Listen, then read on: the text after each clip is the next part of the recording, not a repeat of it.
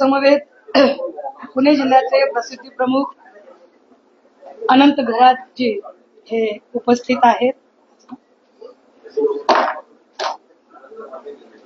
पत्रकार परिषद कशासाठी आहे हे तेव्हा आपल्याला बऱ्यापैकी कल्पना आहे असेलच. ज्या पद्धतीने जगामध्ये एप्स्टीन फाईल गाजत आहे, महाराष्ट्रात कॅप्टन फाईल सुरू झालेली आहे. या कॅप्टन फाईलचे रोज नवनवे खुलासे पुढे येत आहेत. अर्थातच अनेक सेलिब्रिटी, अधिकारी, मंत्री, बड्या राजकीय हस्ती या सगळ्यांची नावे सुद्धा आणि फोटोज पुढे येत आहेत. आम्ही विरोधी बाकावर काम करतो तरी सुद्धा राज्याचे गृहमंत्री देवेंद्र फडणवीसजी यांचे अभिनंदन केले पाहिजे की एक चांगली कारवाई केली. त्यामुळे गृहमंत्र्यांचे अभिनंदन करत असताना गृहमंत्र्यांकडून आता काही अपेक्षा व्यक्त केल्या जातात. अपेक्षा काय आहे की या सगळ्यांमध्ये महिला आयोगाच्या अध्यक्षा रुपाली चाकणकर यांच्या नावाची चर्चा गेल्या 3 दिवसांपासून सगळीकडे सुरू आहे. यावर स्पष्टीकरण देताना त्या असं म्हणाल्या की माझा व्यक्तिगत काहीही संबंध नाही, माझा फक्त ट्रस्ट पुरता संबंध होता आणि मला त्यांच्या व्यक्तिगत आयुष्याची काही माहिती नाही. पण मी त्या दिवशीही खबरदार पुढारीचा जो वृत्तसंपादक होता दत्तात्रय खेमनार, या खेमनारची त्याला जी काही पत्र पाठवली होती महिला आयोगाच्या डेसिग्नेशन सह आणि पोलिसांना जे आदेश देऊन की सुमोटोसह याच्यावर गुन्हे दाखल करून घ्या आणि त्याला दबाव आणला होता आणि तो चाकणकरांनी दबाव आणला होता, याचे सगळे पुरावे आता पुढे आलेले आहेत. आणि चाकणकर कशा पद्धतीने या माणसाला पाठीशी घालत होत्या. ज्योतिष सांगणं एक वेगळी गोष्ट आहे आणि तंत्रमंत्र विद्या करणं एक वेगळी गोष्ट आहे. हे तंत्रमंत्र, काळी जादू, अघोरी विद्या हा सगळा अंधश्रद्धा निर्मूलन कायद्याचं उल्लंघन करणाऱ्या कृती आहे. अंधश्रद्धा निर्मूलन कायद्याचं उल्लंघन करत असताना जर एकीकडे सोशल मीडियावर मी माझ्या नवऱ्याची पूजा करत नाही तर माझे यजमानच माझी पूजा करतात, मी किती सुधारणावादी विचारांची आहे असं सांगणाऱ्या आयोगाच्या अध्यक्षा फक्त त्यांच्या पदराने ते पाय पुसत नाही तर त्यांच्या पायाशी अक्षरशः लोळण घेतात. विशेष गोष्ट की जेव्हा आम्ही काल 2 दिवस, कालचा नवीन वर्षाचा सण होता त्यामुळे मी त्यावर काही फार बोलू नये असं म्हणून मी कालचं मौन बाळगलं होतं. पण कालची महत्वाची घटना, ज्या काही गोष्टी मी एकत्रित करत होते, ज्यात त्याची अनेक प्रकारची बेनामी संपत्ती, ज्याच्यातले अजून काही डिटेल्स आहेत, त्यामुळे मी ते थांबले. मी 2 दिवसांनी पुन्हा पत्रकार परिषद घेईल आणि त्यावरचे डिटेल्स काढेन. पण महत्वाची गोष्ट अशी की या तंत्रमंत्र आणि अघोरी विद्या म्हणजे नाशिक, इंदोर, मग तिकडे नलखेडा आणि मग गुवाहाटी, कामाख्या असा सगळा तो प्रवास आहे. या सगळ्यांमध्ये महिला आयोगाच्या अध्यक्षा पुढे असतात हे फार गंभीर आहे. काही पीडित महिलांशी आम्ही बोलायचा प्रयत्न केला तेव्हा पीडित महिलांनी सांगितलं, बघा पहिल्यांदा तर ते असं म्हणाल्या की नाही माझा काही व्यक्तिगत संबंध नाही, परंतु अगदी खरातांचे वडील वारले तेव्हा चाकणकर होत्या, खरातांच्या पोरीचं लग्न जमलं तेव्हा चाकणकर सगळ्यात पुढे होत्या, खरातांची भाची चाकणकरच्या घरात राहते, खरात आणि चाकणकर यांचे फायनान्शियल काही डॉक्युमेंट्स तेही मी 2 दिवसात पुढे आणेन. पण या सगळ्यांमध्ये अत्यंत गंभीर आणि धक्कादायक गोष्ट जी मला काल कळली, मी पीडितांचं नाव इथं डिस्क्लोज करू शकत नाही, पण एका पीडितेने सांगितलं की ताई चाकणकर बाई स्वतः तंत्रमंत्र विद्या करायच्या. त्या तंत्रमंत्र विद्या कशा करतायत तर एक फोटो मी आपल्याला दाखवला पाहिजे, तसे तर खूप फोटो आहेत पण जो ठळक फोटो आहे तो त्याची तारीख सह दाखवते आणि मग पुन्हा पुढे हा फोटो सगळ्यांनी बघितला. आपण सगळ्यांनी हा फोटो सगळ्यांनी बघितला. याचा अर्थ की सरेंडर करणे, की कशा पद्धतीने स्वतःचा सत्सत विवेक हरवून त्या सरेंडर करतात. आता हे सरेंडर करून झाल्यानंतर त्या पुढे काय करतात की या सगळ्यांच्या मध्ये त्या म्हणाल्या की नाही आमचं काय, मला काही देणं घेणंच नाही, मी फक्त ट्रस्टवर होते. हा फोटो काल सगळ्यांनी बघितलेला आहे, पण पुन्हा एकदा माध्यमांना दाखवला पाहिजे की हा फोटो हा फक्त ट्रस्टवर असणाऱ्या संचालकाचा फोटो आहे का. या फोटोवरून आम्ही त्यांचे खरातांशी असणारे कौटुंबिक संबंध काय आहेत काय नाही हे त्या सांगतील. आम्हाला त्याच्यातही जायचं नाही, मला त्याच्यावरही जायचं नाही. मला एका वेगळ्या गोष्टीकडे जायचंय की एका पीडितेने सांगितलं की चाकणकर स्वतः तंत्रमंत्र विद्या करत होत्या आणि अक्षरशः आपली अनामिका कापणे. आता हे अनामिका कापणे हे काय प्रकरण आहे हे मला माहित नव्हतं. मी त्याची जरा माहिती काढायचा प्रयत्न केला, तेव्हा मला त्याची जी माहिती मिळाली ती फार धक्कादायक आहे. मी त्याची एक कॉपी काढून आणली आहे. अनामिका कापतात, कशासाठी कापतात बघा ते. तंत्रमंत्र विद्येमध्ये हाताची अनामिका अत्यंत महत्वाची मानली जाते, कारण ती सूर्य आणि शुक्र ग्रहाशी संबंधित असून ऊर्जा वहनाचे मुख्य केंद्र आहे.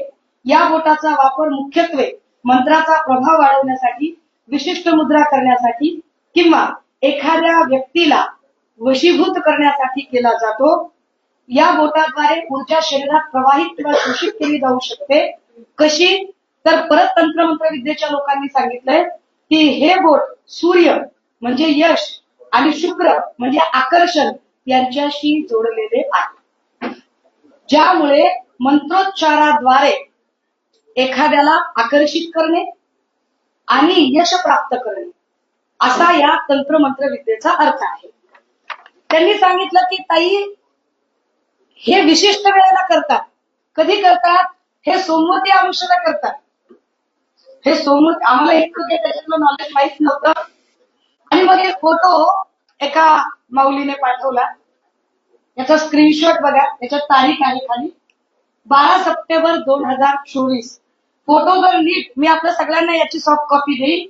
इथे एक मोठं बँडेज दिसतंय, चाकणकरांच्या अनामिकेला एक मोठं बँडेज आहे. मी याच्या अलीकडचा पण एक फोटो आहे 9 सप्टेंबरचा. 9 सप्टेंबरला त्या एका कार्यक्रमात बोलताना दिसतात आणि या सगळ्यांचा सारखा आहे. हे बघा, इथे सुद्धा बँडेज आहे. हा 9 सप्टेंबरचा फोटो आहे, हा 12 सप्टेंबरचा फोटो आहे. मला कळेना की हा सप्टेंबरचा दिवस कसा आहे. आणि मग हे सगळं शोधल्यानंतर लक्षात आलं की 2 सप्टेंबर 2024 ला सोमवती अमावस्या होती. ज्या बाईंना महिला आयोगाच्या अध्यक्षपदी बसवलेलं आहे त्या बाई 2 सप्टेंबर 2024 ला सोमवती अमावस्येच्या दिवशी स्वतःची अनामिका कापून अशा पद्धतीची तंत्रमंत्र विद्या करतात असं पीडित महिला सांगतात. आणि ही जखम किती दिवस होती, म्हणजे जखम किती मोठी असू शकते बघा. याच्यात तारखा आहेत, कारण हे स्क्रीनशॉट सकट आहे. याच्यातल्या जर तारखा बघितल्या तर साधारणतः 20 डिसेंबरचा पुन्हा फोटो आहे. मग जखम छोटी छोटी झाली. हे बघा, इथे बँडेज आहे, याच्या मी सॉफ्ट कॉपी देईन आपल्याला. त्याच्यानंतर 28 डिसेंबरला जखम अजून छोटी झाली. सप्टेंबर ते जानेवारी पर्यंत ही चाकणकरांच्या हाताला जखम होती. अशाच पद्धतीची जखम अजून एका व्यक्तीला होती, पण त्याचे फोटो अजून आले नाहीत, तेही फोटो निघाले. हे गंभीर आहे.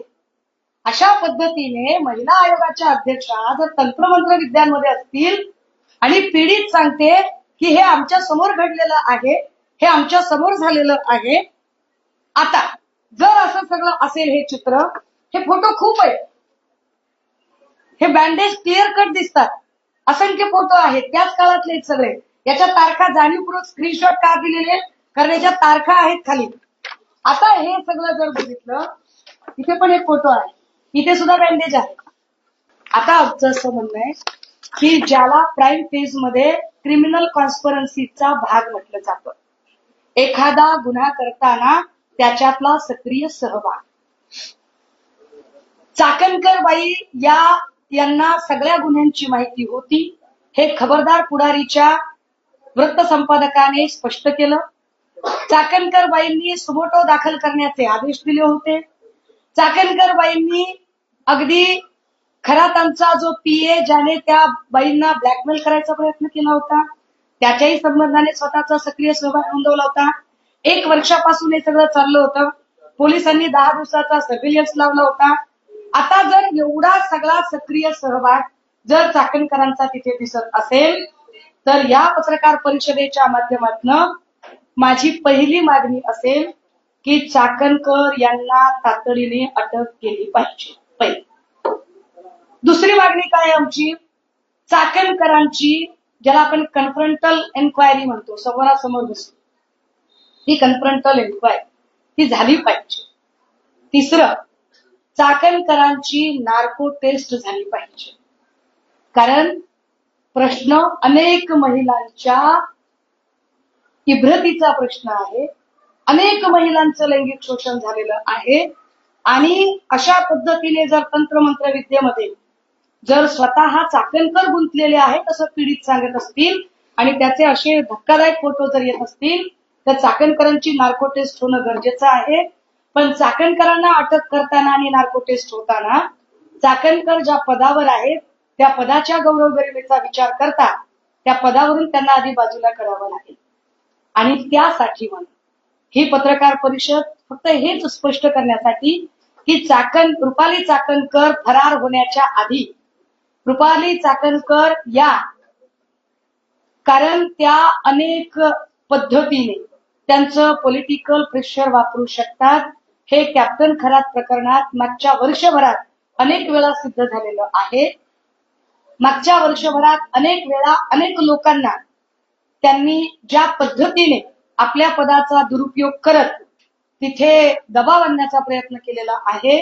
चाकणकर आणि खरात यांचे सीडीआर सुद्धा तपासले जावे. कारण काही पीडित असं म्हणतात की रात्री 2-2 वाजता चाकणकर आम्हाला फोन करून धमक्या देत होत्या. काही पीडितांचं असं म्हणणं आहे की चाकणकर आमच्यावर प्रचंड दबाव आणत होत्या. त्यामुळे चाकणकरांचे सीडीआर तपासणं अत्यंत गरजेचं आहे की चाकणकर आणि कॅप्टन खरात यांचं कोणत्या वेळी किती वेळा बोलणं झालं ते सीडीआर यासाठी सुद्धा गरजेचे आहेत की चाकणकर यांनी खरातांना वाचवण्यासाठी काही पोलीस अधिकारी किंवा काही नेते मंडळी यांच्याशी कॉन्टॅक्ट केला का, खरातने काही लोकांशी कॉन्टॅक्ट केलेला आहे का, खरातने काही लोकांना मदत मागितलेली आहे का. या सगळ्याच गोष्टी. अजून महत्वाची गोष्ट, मला याची कल्पना आहे की पोलीस यामध्ये कुणालाही आम्हाला आता अशी आशा वाटते की पोलीस यात कुणालाही सोडणार नाही. पण पोलिसांनी इतकीच अजून एक महत्वाची जबाबदारी येते ती आर्थिक गुन्हे शाखेची.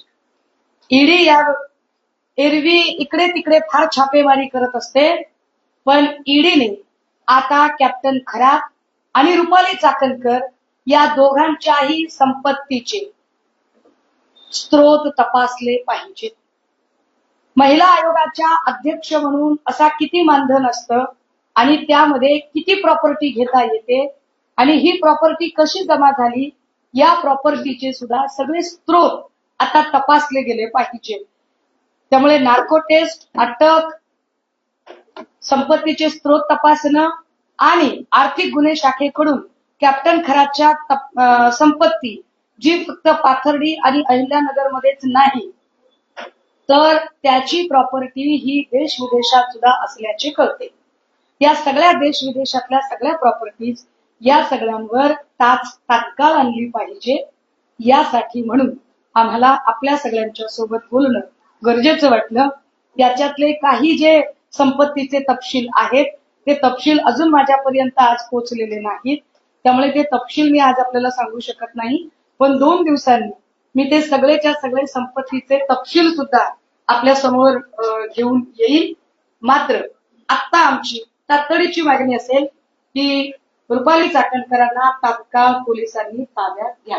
पहिला प्रश्न, हे जे तुम्ही पीडितांसोबत बोललेले त्यांचे स्टेटमेंट ऑन रेकॉर्ड आहेत का, आणि दुसरं म्हणजे तुमच्यासाठी वरिष्ठ नेत्यांना काही समज येणार आहे कारण काही फोटो नार्वेकरांचे देखील त्यांच्या मंदिरात त्याच्याबरोबर असताना व्हायरल झाले.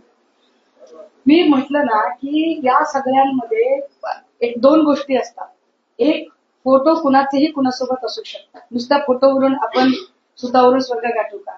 परंतु चाकणकरांचे फोटो ज्या पद्धतीचे आहेत की माझ्या सोबत एखाद्याने फोटो काढला तर माझ्यासोबत फोटो काढणाऱ्या व्यक्ती मला माहित नसतो की तो कोण आहे, तो तडीपार आहे, तो गुन्हेगार आहे, तो खंडणीखोर आहे. पण जर त्या गुन्हेगाराच्या डोक्यावर जर मी छत्री धरत असेल, पुरुषासाठी सगळ्यात सन्मानाची गोष्ट काय, तर त्याच्या डोक्यावरचा फेटा, आणि बाईसाठी सगळ्यात सन्मानाची गोष्ट काय, तर तिचा पदर. जर पदराने एखाद्याचे पाय पुसतानाचा फोटो असेल तर मात्र तो योगायोग असू शकत नाही. म्हणजे कदाचित बर्ने मामांना ही गोष्ट माहीत नसेल. बर्ने मामा बिचारे खूपच इनोसंटली काल बोलून गेले असतील, मी समजू शकते. त्यांना कदाचित कल्पना नसेल की कशा पद्धतीने ती इन्व्हॉल्वमेंट त्या सगळ्यांमध्ये. हा बोला बोला. प्रश्न असा निर्माण होतो ना की गेले 3 दिवस झाले सगळं प्रकरण तापले. विरोधी पक्ष सरकून टीका करतात, पण त्यांच्या पक्षाकडून किंवा कुटुंबाने चाकरकर याच्यावरती काही स्पष्टीकरण देत नाहीये. अनेक पत्रकारांनी त्यांना कॉल केले, मुंबई पुण्यापर्यंत. मग हे कुठेतरी प्रकरण दाबवण्याचा प्रयत्न आहे, कारण ते माध्यमांसमोर त्यांच्यासमोर बोलायला तयार नाहीये. राबडत्या टाळतायत काय सगळं स्पष्टीकरण द्यायला. ते चाकणकर बोलत नाहीये की चाकणकर फरार झाल्या, हे एकदा चेक करावं लागेल. चाकणकर आहेत का महाराष्ट्रात, की चाकणकर फरार झाल्या? त्या फरार झाल्या असतील तर अजून गंभीर आहे, कारण चाकणकर या प्रकरणात 100% अडकू शकतात असं अनेक जाणकारांचं म्हणणं आहे. आणि मी तर त्या ज्या काही गोष्टी आता समोर आणत आहे हे अजून गंभीर आहे. आता चाकणकरांच्या संबंधाने काय आपण विचारत होता, तुम्ही असं म्हणाल की अनामिका कापली आणि आणखी एका पुरुषाच्या सुद्धा हातावरती अनामिका. नाही, मी पुरुष म्हटलं नाही, माझ्या तोंडी तुम्ही घालू नका. अनामिका ऐका, मला ऐका, माझा मुळात स्वतःचा म्हणजे माझं एकूण व्यक्तिमत्व सगळ्यांना माहिती आहे. माझा कुठल्याही कर्मकांडावर कधी काही विश्वास नाही. पण मी रात्री त्या बऱ्याच गोष्टी तंत्रमंत्र म्हणजे माझा अभ्यास विषय नसताना मी त्याचा अभ्यास रात्री उशिरापर्यंत करत बसले. तेव्हा मला कळलं की अनामिका का कापतात, तर सूर्य म्हणजे यश, शुक्र म्हणजे आकर्षण. यश मिळवायचं असेल, काही गोष्टी आकर्षित करायच्या असतील तर अशा पद्धतीने अनामिका कापली जाते. ती कापताना विशिष्ट वेळ निवडली जाते. मग आमोशा वगैरे. मग आता जे काही फोटोज होते जे पीडितांकडून आम्हाला मिळाले त्याच्यामधल्या त्या तारखा, म्हणजे त्या तारखांचं पंचांग काय, ते पंचांग जेव्हा आम्ही शोधायला गेलो तेव्हा 2 सप्टेंबर 2024 सोमवती अमावस्या होती असंच एक कॅलेंडर समोर येतं. आता त्याच्यात त्या पीडितांचं म्हणणं होतं की 2 लोकांनी अनामिका कापली होती. आता ते 2 कोण, ते एकच माणूस मला, म्हणजे एक व्यक्ती मला कळली, मला दुसरी व्यक्ती अजून कळली नाही. आणि जोपर्यंत माझ्या हातात पुरावे नसतात तोपर्यंत त्यावर बोलतो. तुम्ही पुराव्याविषयी काहीच बोलत नाही, मात्र जे काही पीडित तुम्हाला पीडितांकडे पण असेच पुरावे ऐका, प्रॉब्लेम असा असतो आपल्याकडे की त्या संबंधाने आपण एफआयआर सुद्धा दाखवू शकत नाही, कारण अशा केस मधली एफआयआर सुद्धा सार्वजनिक करता येत नाही. त्यामुळे तुमचा जो प्रश्न आहे ना त्या प्रश्नाचं उत्तरच आपण देऊ शकत नाही. कारण या सगळ्या गोष्टी जर पीडितांमध्ये एवढी, आत्ताही पीडिता बिचारा अशा अनेक आहेत. मला तर अशी माहिती कळते की काल परत काहीतरी 2 का 3 गुन्हे दाखल अजून नव्याने झाले.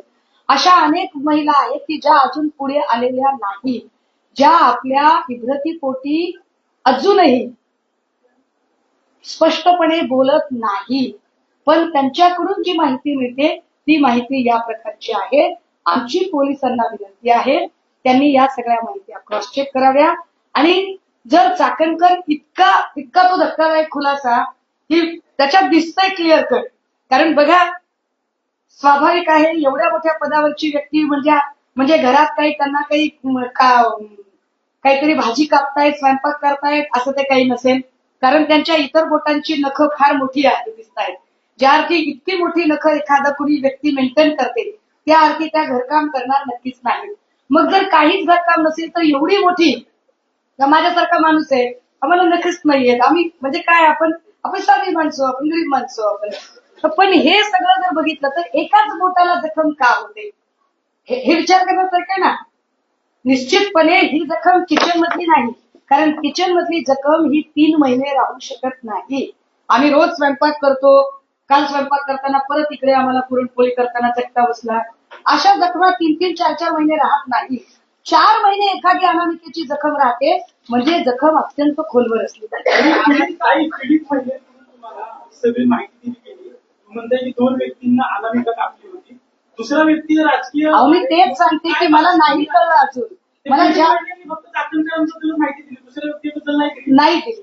मला जेव्हा माहिती कळेल तेव्हा मी पुराव्यासकट ती सुद्धा माहिती आणणार. राष्ट्रीय शिक्षणाला एक महिन्यापर्यंत राहते. नाही राहते म्हणत नाही. ज्या अर्थी इथे 3 महिने बघा ना, 9 सप्टेंबर पासूनचे फोटो आहेत ते 28 डिसेंबर पर्यंतचे फोटो आहेत. जर 9 सप्टेंबर ते 28 डिसेंबर म्हणजे ही किचन मधली कापल्याची जखम नक्कीच नाही.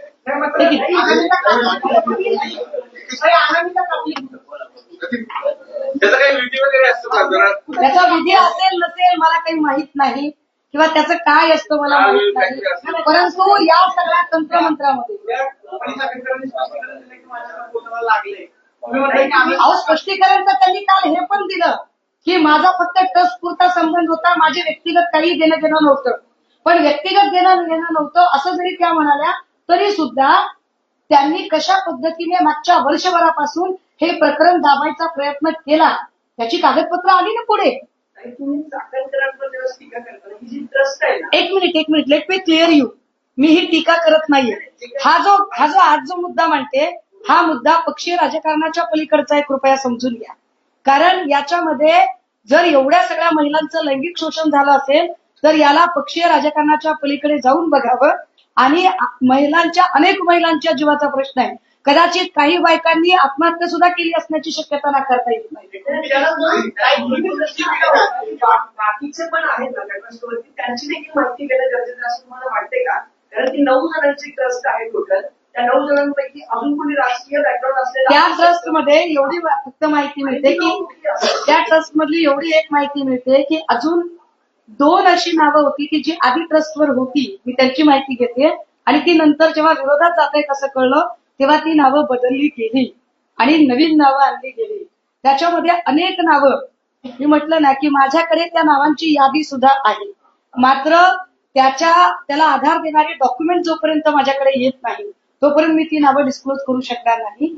माझ्याकडे असलेल्या पुराव्यांच्या शिवाय मी एकही शब्दाची अधिकची माहिती शेअर करणार नाही. दादांचा जो विमान अपघात झाला त्याच्यावर आता अमोल बिटकरेंनी प्रश्न उपस्थित केलाय की बारामतीतले घराबाहेर आणि मुंबईतले घराबाहेर जादू टोणीच्या वस्तू सापडल्या होत्या. दादांच्या विमान अपघातामागे खराबचा काय हात आहे का किंवा मला याच्या संबंधाने मी आता काही बोलू शकत नाही. मुळात असं तंत्रमंत्राने काही बिघडू शकतं किंवा घडू शकतं यावर माझा स्वतःचा अजिबात विश्वास नाही, पहिली गोष्ट. दुसरं असं की सन्मान्य दादांचाही जेव्हा विषय येतो तेव्हा तर अधिक गांभीर्याने या राज्याच्या मुख्यमंत्री तथा या पक्षाचं नेतृत्व ज्या अत्यंत संवेदनशील महिला नेत्यांच्या हाती आहे त्या सन्मान्य सुनेत्रा वहिनी यांनी अधिक गांभीर्याने विचार करत तातडीने, कारण यामध्ये फक्त महिला आयोगाची नाही तर राष्ट्रवादी काँग्रेसची सुद्धा नाचक्की होते. कारण यातले अनेक फोटो त्या फोटोमध्ये मागे राष्ट्रवादी काँग्रेसचं निवडणूक चिन्ह सुद्धा दिसतं. आता हे काय जाऊ दे मला लोकांमध्ये बोलताना जादू बोला याच्यावर विश्वास करू नका एवढंच काय हातामध्ये सुविधा घेऊन सांगायच्या की बाबा याच्यावर विश्वास ठेवा, हे सगळं ब्लॅक मॅजिक हे सगळं काही नसतं. एकीकडे ते असं सांगतात आणि स्वतः ते असं करतील. तुम्हाला वाटतं का हे सगळं? नाही अरे आता करतील का? मग मला सांगा, हे त्यांच्या पायातून पडतंय. हे पदराने पाय पुसणारी लोक म्हणजे ज्या माऊलीने स्वतःच्या पतीचे औक्षण करण्यापेक्षा पती त्यांचे औक्षण करतो पण त्या माऊली त्यांच्या पदराने एका अशा लिंगपिसाट माणसाचे पाय पुसतात. त्यांच्याकडून आपण काय अपेक्षा करायची बरं? काय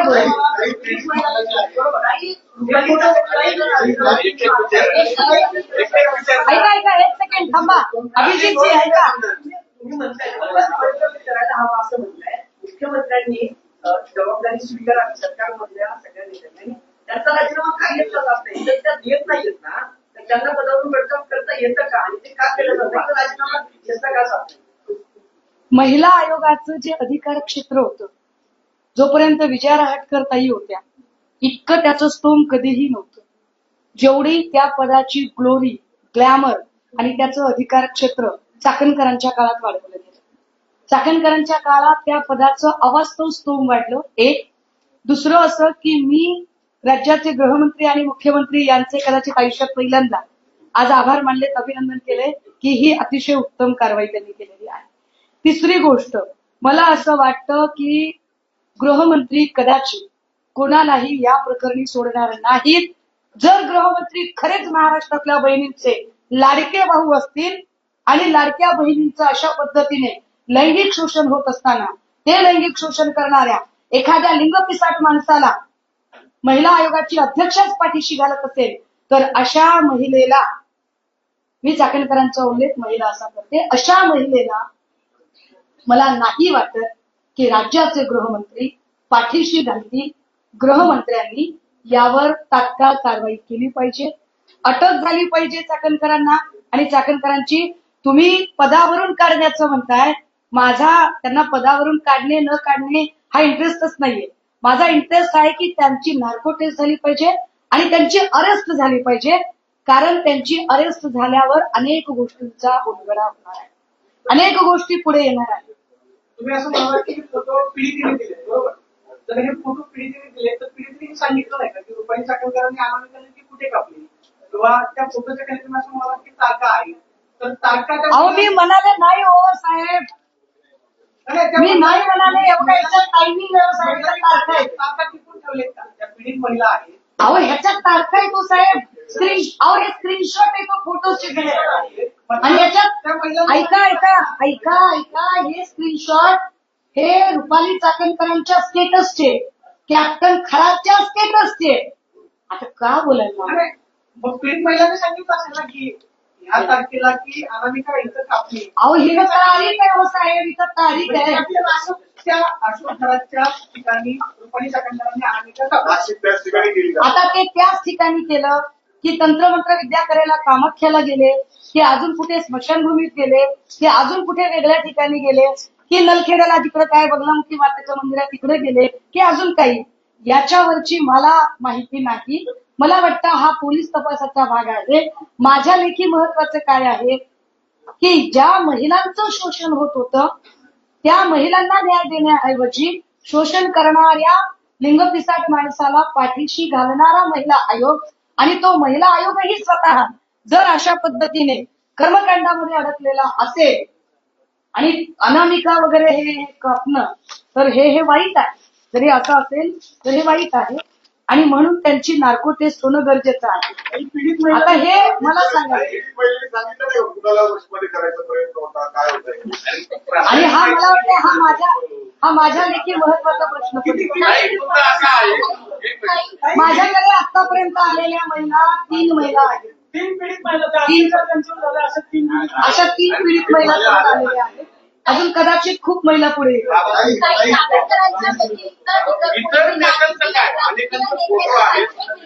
काही फोटो समोर आले होते इतर राजकीय नेत्यांचे सुद्धा, तर त्यांचाही काही संबंध आहे, असे काही पुरावे तुमच्याकडे आले? ताई, या प्रकरणामध्ये माझ्या पक्षाचा जरी नेता कुणी असेल तर त्याची सुद्धा गय केली जाऊ नये, कारण हा प्रश्न महिलांच्या अस्मितेचा आहे, हा प्रश्न लेकीबाळींच्या इब्रतीचा आहे.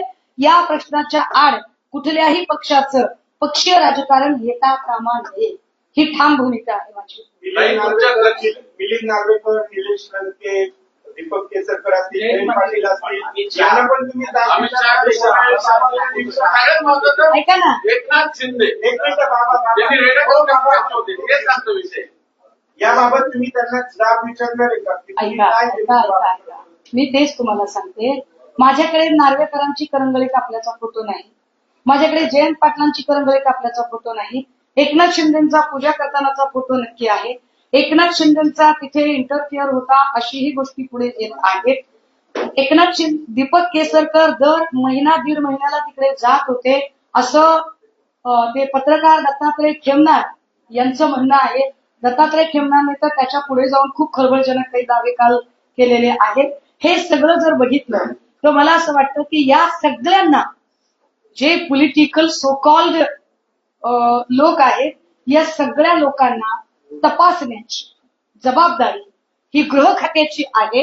त्यामुळे हा प्रश्न मला विचारण्यापेक्षा गृह खाते किती हिंमत दाखवेल एकनाथ शिंदेचे सीडीआर तपासण्याची, कारण एकनाथ शिंदे ज्यांच्याकडे नेहमी जातात त्या अमित शहाच्या सोबत सुद्धा कॅप्टन खरातचा फोटो आहे.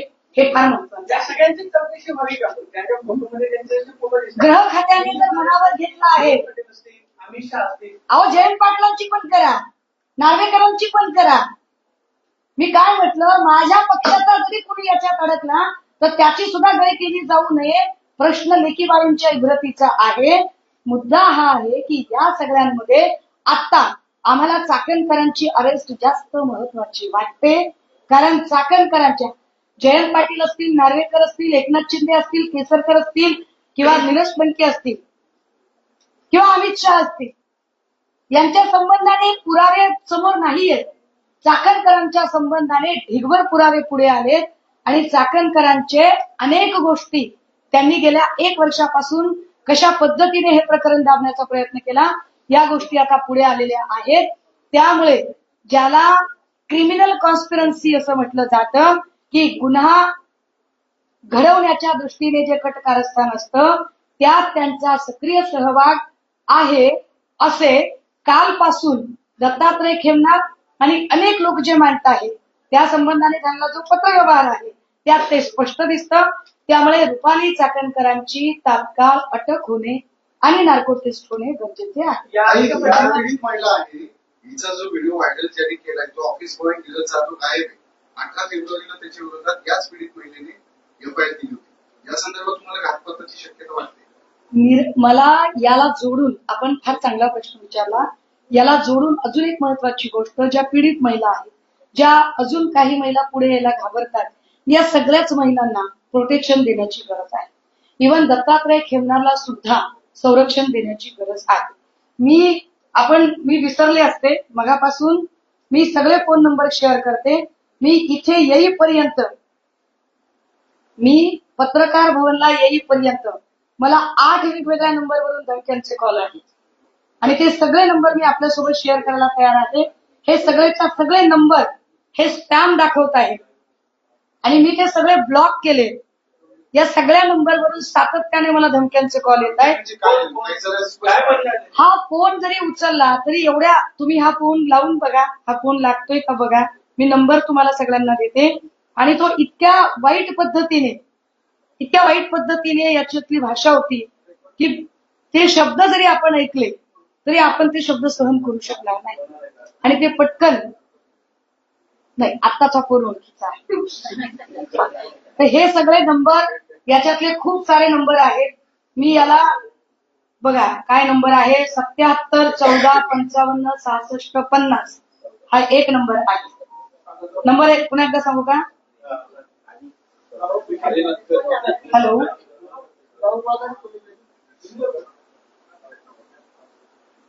आता एखादा अजून तसाच कॉल असेल तर आता फोनलाच लावला असता.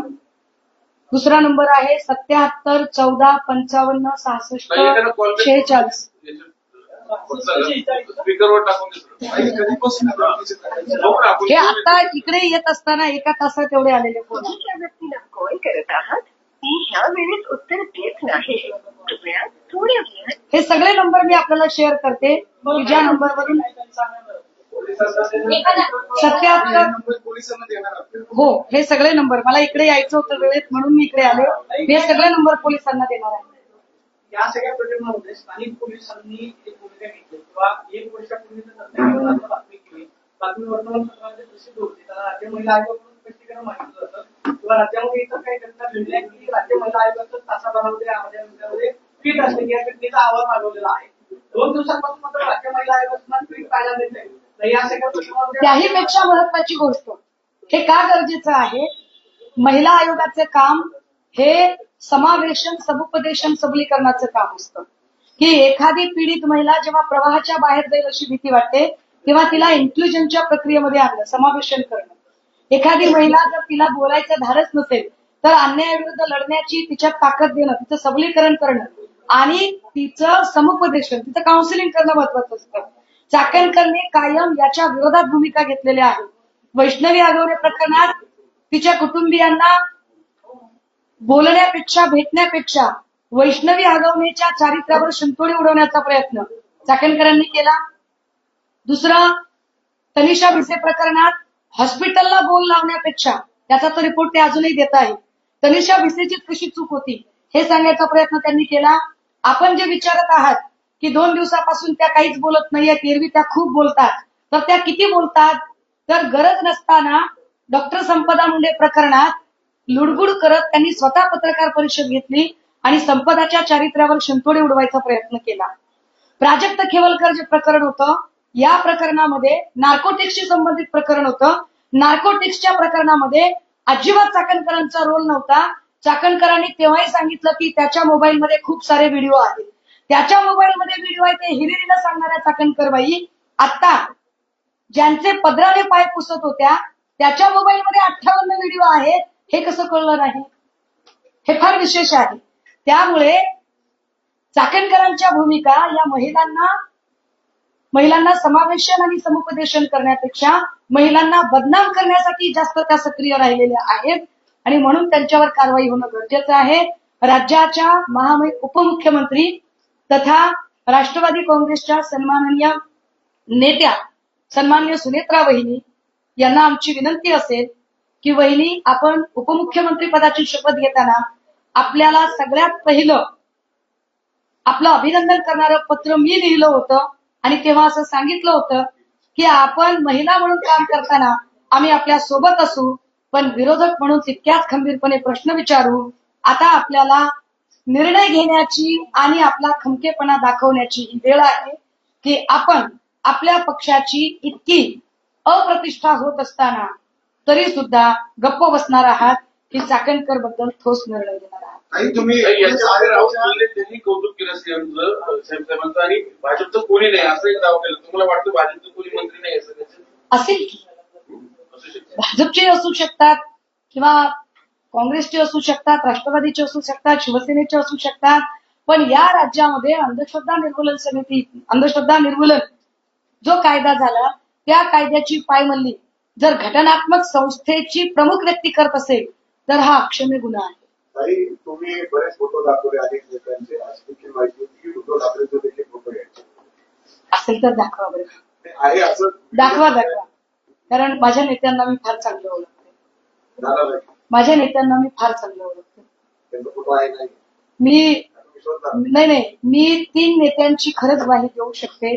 त्यातले क्रमांक 1 चे पवार साहेब, क्रमांक 2 चे उद्धव साहेब आणि क्रमांक 3 चे स्वतः फडणवीस साहेब, की जे अशा गोष्टींच्या नादी लागणार नाही. ही चांगली गोष्ट आहे. आणि एकूणच महिला आयोगाच्या कामकाजावर तुम्ही संशय व्यक्त केलेला होता. आता तुम्ही एकूणच महिला आयोगाच्या कामकाजावर संशय व्यक्त केला की त्यांनी पीडितांचं चारित्र्य केलं पदावर असताना. तर खरातांच्या संदर्भातले ज्या पीडिता आहेत त्यांची पण प्रकरण दाबण्याचा प्रयत्न त्या पदावर केला. तेच तर सांगते ना, एवढा वेळ झालं. मागणी तुम्ही करणार आहात का आयोगाच्या? मग आता काय सांगते मी की त्यांची साहेब ही पत्रकार परिषदच त्याच्यासाठी घेतली मी. आयोगाच्या मुद्दे ज्या तक्रारी आयोगाकडे आल्या साहेब, म्हणूनच त्यांची नार्को टेस्ट करा म्हणते मी त्यांच्या नार्को टेस्टची मागणीच तेवढ्यासाठी करते की अशी किती प्रकरणं त्यांनी सेटल केली आहेत, अशी किती प्रकरणं त्यांनी दाबली आहेत, याची नार्को टेस्ट झाली पाहिजे.